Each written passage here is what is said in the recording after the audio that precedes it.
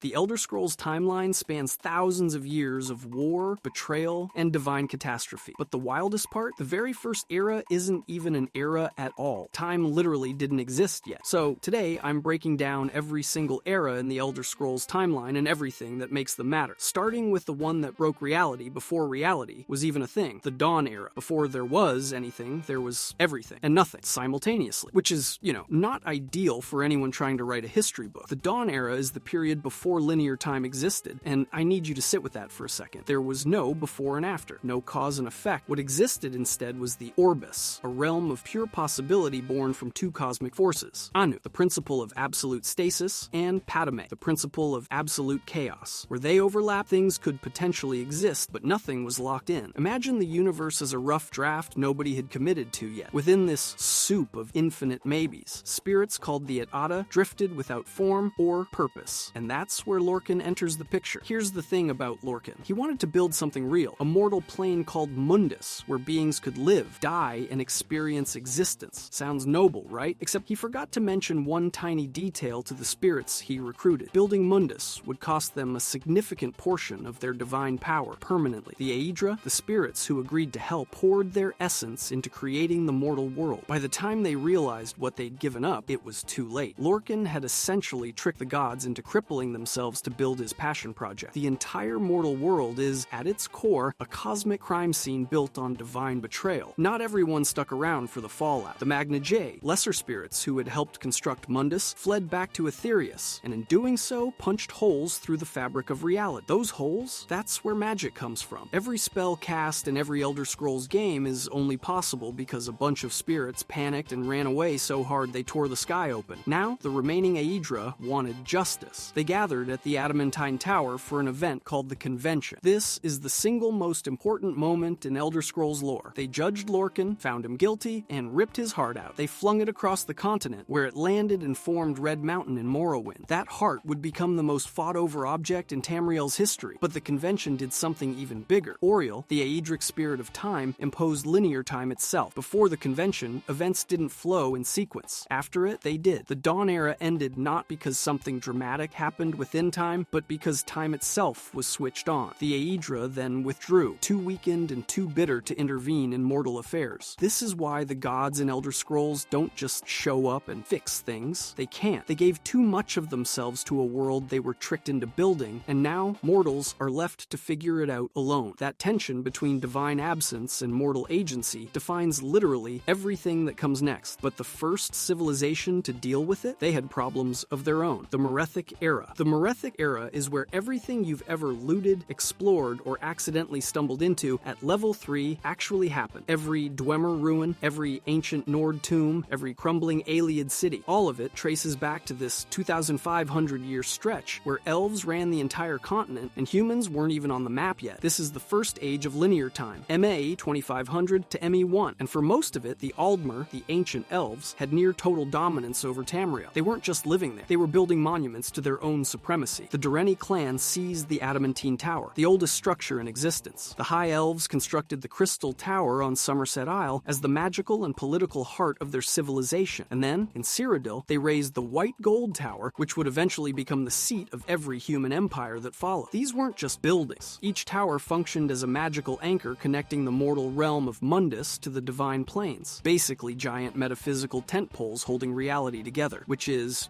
not ideal if someone ever knocks one down. As the Aldmer spread across the continent, they split into distinct populations. The Ayleids, sometimes called the Heartland High Elves, flourished in Cyrodiil's jungles, preserving Dawn-era magic and building sprawling underground cities that players still get lost in today. The Dwemer went full mad scientist, carving entire civilizations into mountain ranges and devoting themselves to metaphysical experimentation so aggressive it would eventually erase them from existence entirely. And the Snow Elves occupied Skyrim's northern territories, living relatively peacefully above ground. For now, here's where it gets interesting. Around ME Onsen, a man named Ysgramor and his people arrived at Sarek Head, the northern tip of Skyrim, fleeing civil war on the frozen continent of Atmora. They founded the city of Sarthal, and for a while, things were fine. Humans and elves coexisted. Then, the Atmorans discovered something buried beneath Sarthal, the Eye of Magnus, an artifact of such immense, unknowable power that the elves decided coexistence was no longer an option. The Night of Tears followed. The elves launched a devastating assault on Saarthal, slaughtering nearly every human in the settlement. Ysgramor and his 2 sons barely escaped with their lives, fleeing back to Atmora. This single event is the inciting incident for basically every human-elf conflict in the entire Elder Scrolls franchise. Every grudge, every war, every racial tension between men and Mer traces back to this night, but Ysgramor didn't stay gone. He returned with the 500 companions, and they did not come to negotiate. They conquered Skyrim from the elves systematically, driving them out of territory after territory. The Snow Elves made their last stand at the Battle of the Mosring, where their leader, the Snow Prince, was killed. The survivors, desperate and broken, fled underground to the Dwemer for protection. The Dwemer took them in, and then slowly, deliberately, turned them into the Falmer, blind, twisted, feral creatures enslaved in the dark. So that worked out great for everyone. Meanwhile, the Nords had their own problems. Dragon priests had established tyrannical rule over human civilization, enforcing obedience through the Thu'um and draconic authority. For a time, the dragons were gods, and the Nords were subjects. But the Dragon War changed everything. The rebellion was brutal and initially hopeless, but the Nords eventually overthrew the dragon priests, liberated themselves from draconic dominion, and established independence as a civilization. Every dragon burial mound you walk past in Skyrim is a monument to this war. The Merethic era ends quietly, all things considered. In ME1, King Eplir founded the Cameron dynasty in Valenwood, marking the transition from mythic history into formal recorded history and the beginning of the First Era. The age of gods and monsters was over. The age of empires was about to begin. But if you think the elves losing Skyrim was the end of their problems, the First Era is about to make things so much worse. The First Era is where everything changes. Not gradually, not politely, but through blood, fire, and a deal with a god that would echo for thousands of years. It officially begins in 1E0 with the founding of the Cameron dynasty by King Eplir of Valenwood, which is a nice enough starting point. But the real story of the First Era isn't about Valenwood. It's about Cyrodiil. It's about slavery. And it's about one woman who decided she'd had enough. For centuries, the Ayleids ruled Cyrodiil with absolute authority. These were the Heartland High Elves, a sophisticated civilization that built White Gold Tower and preserved ancient magics from the Dawn Era. Sounds impressive, right? Here's the thing. They were also Daedra worshippers, who maintained their empire on the backs of enslaved humans. The Needies and other races of men lived under Ayleid rule for generations, subjected to treatment that the surviving accounts describe as genuinely horrific. Cool, great civilization. Then, in 1I242, a young Nedic slave named Alessia, from a tribe near Sardavar Lead, received what the histories call divine inspiration. She climbed a hill, received a vision, and came back down with a plan to organize every enslaved human on the continent into a coordinated uprising against their Ayleid masters. And she actually pulled it off. By 1E243, the rebellion had captured White Gold Tower itself and overthrown the Ayleid hegemonies entirely. Alessia proclaimed herself the first empress of Cyrodiil, but she didn't just take a throne. She established a divine covenant between men and Akatosh, the dragon god of time. This wasn't symbolic. This covenant would legitimize every single human emperor for thousands of years afterward. Every dynasty that followed traced its authority back to this moment, back to one former slave standing in a conquered tower making a promise with a god. That's not a political event. That's the foundation of an entire civilization. The Alessian reform followed, restructuring religious practice across the empire around the worship of the 9 divines and building a unified cultural identity for human populations that had previously existed as scattered, enslaved groups with no shared framework. Humanity went from property to empire in a single generation, and the empire kept growing. In 1E1029, Empress Hestra defeated Styrish, the vampire king of Verkarth, and his Grey Host army, pushing them westward until Banchorized defenders finished the job. High Rock was peacefully incorporated into the Alessian Empire, just casually adding entire provinces to the collection. But here's where it gets genuinely eerie. In 1E700, something happened that nobody has been able to explain in over 20 years of Elder Scrolls lore. The entire Dwemer race vanished, every single one of them, simultaneously. During the Battle of Red Mountain, their chief tonal architect Kagranak used his profane tools, Keening, Sunder, and Wraithguard, to tap directly into the heart of Lorkhan, the heart of the god whose punishment literally created the world. And then every Dwemer on the planet blinked out of existence in a single instant. Their cities remained, their automatons kept running, their traps kept killing adventurers thousands of years later, but the people, gone. The only known survivor was Yagrum Bagarn, and that's only because he was traveling in the Outer Realms when it happened and missed the whole thing. Nobody knows if the Dwemer died, transcended, got erased from reality, or something worse. It's one of gaming's greatest unsolved mysteries, and Bethesda has never given a definitive answer. The First Era continued for another 2,200 years after that. The Rayman dynasty eventually succeeded the Alessians when Rayman Cyrodiil defeated invading Akaviri hordes and reunited High Rock and Skyrim under Imperial authority, claiming direct lineage to Saint Alessia herself. The Remans maintained the Empire's power and expanded its reach for centuries, but dynasties don't last forever. The First Era ends in 1E 2920 with the assassination and collapse of the Reman dynasty, closing out nearly 3,000 years of history. An era that began with humans in chains, ended with humans ruling the continent. Not bad. But the power vacuum left behind? That's where things get ugly, because the Second Era has a different kind of story to tell. The Second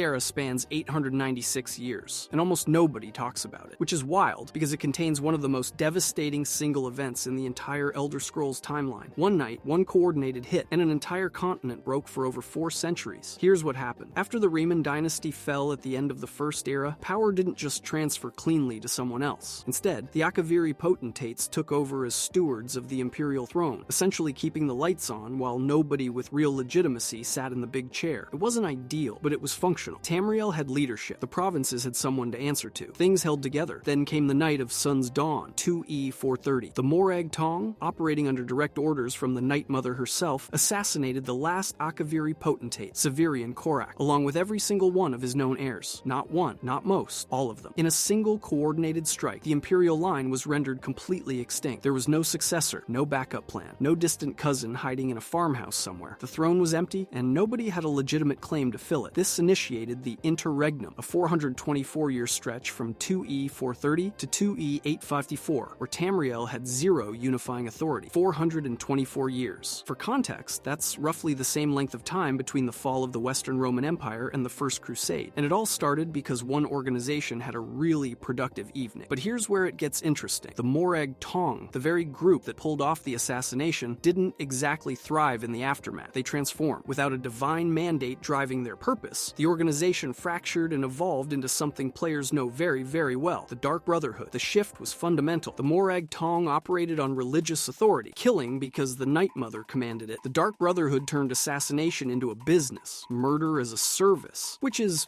not ideal, but it did make them one of the most recognizable factions in Elder Scrolls history, so at least there's a silver lining. Sort of. Meanwhile, Tamriel was in pieces. Morrowind city-states governed themselves. High Rock's kingdoms squabbled over borders. Valenwood's Cameron holdings maintained their ancient territorial claims. The Somerset Isles operated in splendid isolation. Skyrim's Nordic kingdoms developed their own traditions and power structures free from any imperial standardization. Every region basically looked around, said, "Guess we're doing this ourselves now," and got on with it. 4 centuries of independent cultural development meant that by the time someone finally reunified the continent, these regions had identities so deeply entrenched that no amount of imperial bureaucracy would ever fully erase them. And then, after 424 years of chaos, a figure emerged who would become arguably the most important person in Elder Scrolls history. Tiber Septim started as the general of Khulakain, a regional ruler with ambitions of his own. When Khulakain died under circumstances that historians have politely described as suspicious, Tiber assumed command, and then he did something nobody had managed in over 4 centuries. He conquered Tamriel, not through diplomacy, not through compromise, through extraordinary military genius and what can only be described as sheer unstoppable force of will. Province by province, kingdom by kingdom, he dragged a fractured continent back together whether it wanted to come or not. In 2E 854, Tiber Septim formally established the Third Empire and declared the beginning of a new era. The Interregnum was over. The throne had an occupant again, and the man sitting on it would eventually be worshipped as a god. But the empire Tiber built? It wasn't going to have a smooth ride either. The Third Era. For 433 years, one family held the entire continent together. One bloodline, one throne, one amulet. The Septim dynasty didn't just rule Tamriel during the Third Era, they defined it. Imperial authority stretched across all 9 provinces, and for the first time in history, the continent operated under a single unified government that actually lasted. Not for a few decades, not for a generation, but for over 4 centuries. If you've played Morrowind or Oblivion, this is the era you lived in. This is the one that feels like home. And the thing holding all of it together wasn't just an army or a bureaucracy, it was a necklace. The Amulet of Kings was an ancient Ayleid artifact, a red diamond at its center surrounded by 8 gems representing the 8 divines. Back in 1E 266, Shizar imbued it with the soul of Empress Alessia herself, transforming it from a piece of royal jewelry into something far more dangerous and far more important. The amulet served 2 functions. First, it was the symbol of imperial legitimacy. If you couldn't wear it, you weren't the real emperor, period. Second, and this is the part part nobody appreciates enough. It was a load-bearing cosmic artifact. The Amulet of Kings maintained a magical barrier between Mundus and Oblivion, physically preventing Daedric princes from invading the mortal world. So it wasn't just a crown jewel. It was the keystone holding the arch of civilization in place. Now, 433 years is a long time, and the Septums weren't immune to the occasional family squabble. In 3E121, a lovely little conflict called the War of the Red Diamond broke out when Uriel Septim III declared that Kintyra II was a bastard and tried to seize the throne for himself. It was messy, it was violent, and it was one of the only times the dynasty faced a serious internal challenge. But here's the thing, it resolved. The Septim line survived. The amulet stayed intact. The empire kept going, just a bump in the road, which makes what happened next so much worse. In 3E433, a fanatical cult called the Order of the Mythic Dawn, devoted to the Daedric prince Mehrunes Dagon, assassinated Emperor Uriel Septim VII. And not just him, they killed every single one of his known heirs. Every one. Then they started opening rifts between Mundus and Oblivion, and Daedric forces poured through for a full-scale invasion of Tamriel. Oblivion gates opened across the continent. Cities burned. The barrier that had protected the mortal world for thousands of years was failing because the bloodline that sustained it was being erased. But there was one heir nobody knew about. Martin Septim was the emperor's illegitimate son, a priest living in Kvatch who had zero interest in politics, zero interest in thrones, and absolutely zero preparation for what was about to land on him. He never wanted to be emperor. He didn't even know he was one, but he was the last person alive with Septim blood, which made him the only person capable of using the Amulet of Kings. During the final confrontation at the Temple of the One, with Mehrunes Dagon physically manifesting in the Imperial City, Martin made a choice that still hits harder than almost anything else in Elder Scrolls. He crushed the Amulet of Kings, shattered it, and in doing so, he invoked the Avatar of Akatosh, transforming into a divine dragon of pure light and personally battling a Daedric prince in the streets of the capital. He won. He sealed the connection between Oblivion and Mundus forever, and then he died. Martin's sacrifice didn't just end the Oblivion crisis. It ended everything. The Septim bloodline, gone. The Amulet of Kings, destroyed. The divine covenant between men and Akatosh that had sustained imperial legitimacy since Alessia, erased. The cosmic barrier preventing Daedric invasion, permanently removed. A man who never wanted to be emperor gave literally everything to save a world that barely knew he existed. And the world he saved woke up the next morning with no emperor, no amulet, and no divine protection. The most catastrophic power vacuum in Tamrielic history, which is,